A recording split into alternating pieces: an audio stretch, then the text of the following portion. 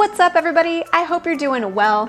Well, I imagine you might have seen brand story in the title of this video and thought, oh no, what does Marie have in store today? But no need to worry, brand story is just business jargon referring to how your passions and values overlap with the ideal clients that you want to work with in order to help you focus your marketing strategy. And let me tell you, it is so valuable to have a clear sense of your brand story, whether you're just starting out in private practice or if you've been practicing for a while. Your brand story really helps you connect to the why of what you're doing in private practice and creates a really helpful springboard for developing a marketing strategy. I mean, just about everything else that you do in private practice flows from your brand story. So in today's video, I'm gonna walk you step by step through developing your practice's brand story so you have a nice foundation for the rest of your practice. Welcome to Private Practice Skills. I'm Dr. Marie Fang, psychologist in private practice. I post videos offering tools I learned the hard way about starting and growing private practice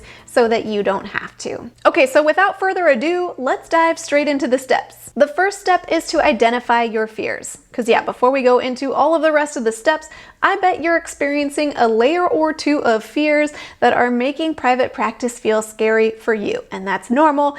That makes you human. So it's really helpful to list those fears first, whether they look like insecurities or maybe fears of what could go wrong. And then from there, you can consider what tools you have access to in order to hopefully avoid those potential pitfalls. So in practice, that might look like leveraging some of your strengths in order to curb negative outcomes, or maybe leaning on a friend to do some reality checks to make sure your insecurities aren't based in reality. So get creative and try to problem solve how you're going to care for and navigate some of your fears around private practice. Step number 2, know your specialties.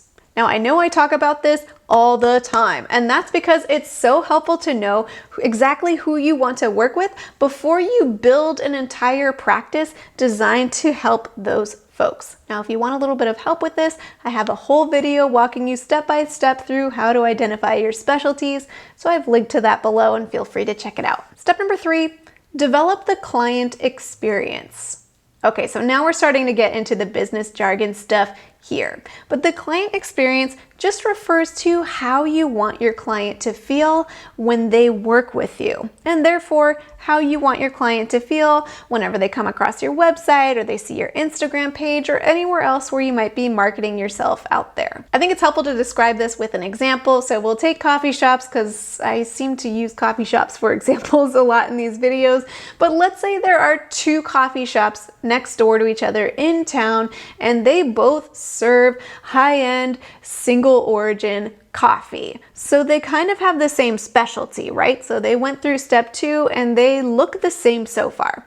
But let's say one coffee shop wants the client experience to look more like a casual, conversational, warm environment. And the other coffee shop is more interested in the client or customer experience to be a productive, highly focused experience. Now you can imagine that those are 2 very different feels for the coffee shop, even though they have the same specialty of serving this high-end coffee. And once they've identified that client experience, then that's going to really help them with things like decor of that shop, for example, and all the rest of their marketing materials. I mean, we could imagine the coffee shop that wants that sort of warm, casual, conversational vibe. Maybe they're going to use couches in there and some coffee tables with some kind of soothing jazzy music or something like that, and maybe they don't even offer Wi-Fi. And for the place that's maybe more about being productive and focused in the customer experience, maybe they're going to have more kind of tables and chairs, lots of outlets, free Wi-Fi. Maybe it's a bit more quiet to help people be more productive. So those are 2 very different coffee shops, and we found that out by talking about that client experience piece.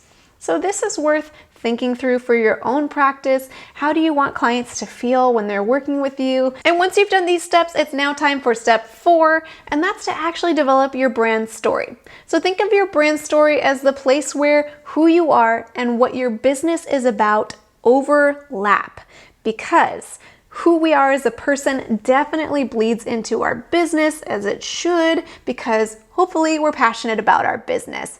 However, our business isn't just some replica of who we are because we have some intention or value that we're trying to lean into or execute with our business. So the brand story is allowing the little bits and pieces of our own personal stories that overlap with what we care about in our business and letting that shine through. So we do this by taking an inventory of your overall passions, values, and vision as a person and holding them in light of your ideal clients.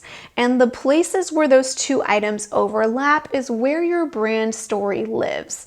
And in culmination, it comes together as a sort of mission statement for your business. So for example, this is the Private Practice Skills mission statement. I learned how to get started in private practice through trial and error. And though I eventually became successful, I want to save others from that heartache by offering tools I learned the hard way about starting and growing private practice so that others don't have to do the same. So you can see how that mission statement allows some of my personal passions to come through, because not just with private practice, but kind of with all the things in life, I've really always felt like I had to figure out how to do life the hard way, kind of on my own through trial and error, and I really don't like how that feels. And I really love teaching and sharing knowledge and information. So doing that with private practice specifically and sharing that information with other folks who are maybe interested in private practice as well really aligns with my own interests and passions. And step number 5, develop your ideal client avatar.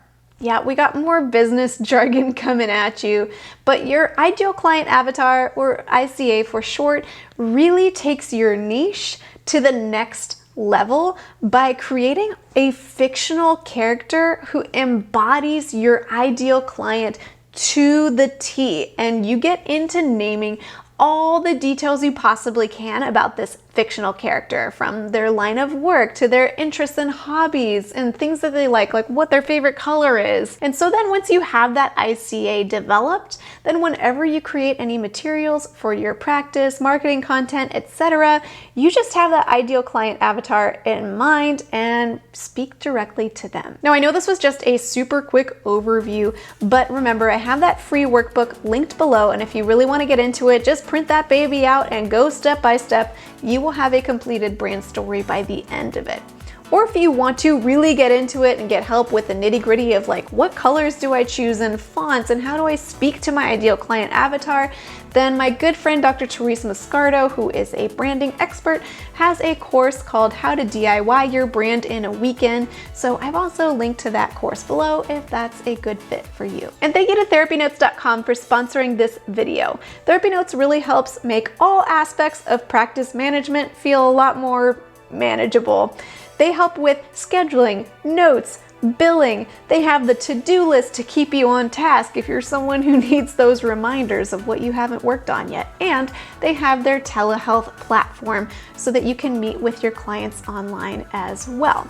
And by clicking the link in the description of this video, you can get 2 months to try TherapyNotes for free with no commitment. Well, I hope you found this video helpful, whether you've been in private practice for years or if you're just getting started.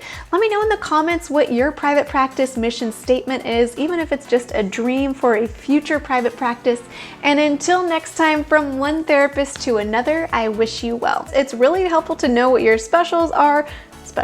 Today's lunch specials include macaroni and cheese. That sounds good. Don't mind this spot of light just grazing my skin.